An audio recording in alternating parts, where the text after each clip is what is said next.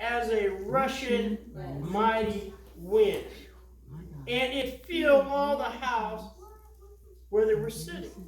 There was something that was really miraculous about this, is because they were inside. Mm-hmm. You ever have a storm that comes inside your house? Mm-hmm.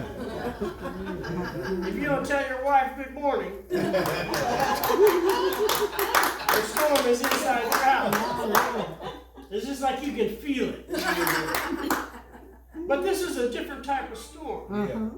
Because he gives us eyes, and he gives us ears, and he gives us a sense of hearing. Mm-hmm. Usually storms are always on the outside. Yes. And we go inside to seek cover. Mm-hmm. But here it happens that it happened inside the house. Oh, and that's an important thing. When God does something, it is always followed by a sound. Come on.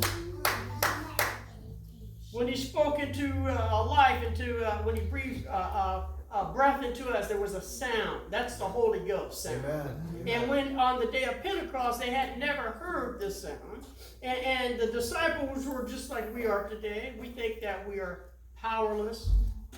Most people think that they have no power over anything in their lives. Mm-hmm. But when you have the Holy Ghost power, it gives you it empowers you to do things in the supernatural that needs to be done in the natural. That's right. Mm-hmm. That's right.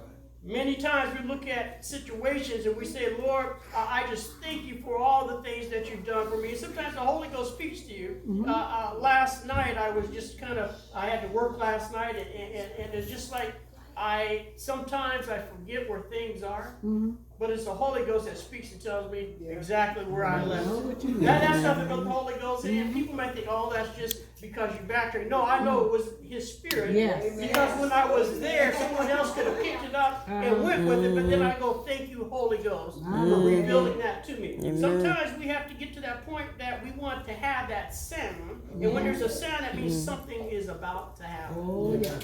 And it says, and there appeared unto them cloven tongues like as of fire, and it sat upon each of them. You know, when I was growing up, I could look back at the older saints, and I could see how loving they were and how holy they were. Mm-hmm. It almost appeared that there were tongues that would be on their head. You ever take a picture, and some people take pictures, and it always seems like there's a glow about you? Mm-hmm. That's the Holy Ghost. Oh, yes. When you're saved, sanctified, filled with the Holy Ghost, it seems like when you take a picture, it's just like it just rests on you. Mm. And people try to figure out, well, how that happens. I tried to use all the different apps that I have to straighten up things, but I can't remove that glow around that man of God or that man or woman, because that's godly. He puts that there for a reason. And it says because they were there, so you can all be in the room, and you can all have a different motive. Yes. But when the Holy Ghost falls, there's only one motive.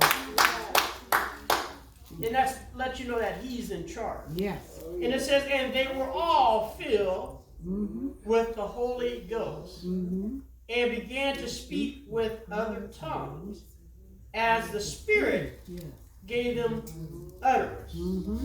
Now, I'm a great believer in this text here, because I know that we have heard that people teach people how to speak in tongues, and we know people say, well, you don't know who God is unless you speak the tongues of angels, and I always ask, well, how did you learn?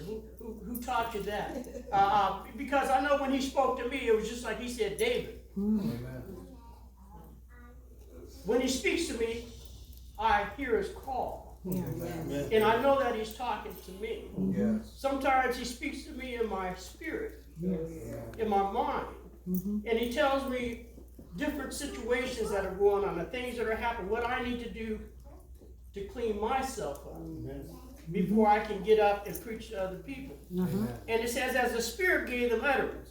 And it says, and they were dwelling at Jerusalem, Jews, devout men out of every nation under heaven. So it lets you know that the Holy Ghost is not limited to nationality. It's not limited to Democratic Party. It's not limited to the Republican Party. It's not limited to the Independent Party. But it's letting you know that you're in the Jesus Christ Party. Yeah. And if you make Jesus your choice, when you go to the polls, you don't have to worry about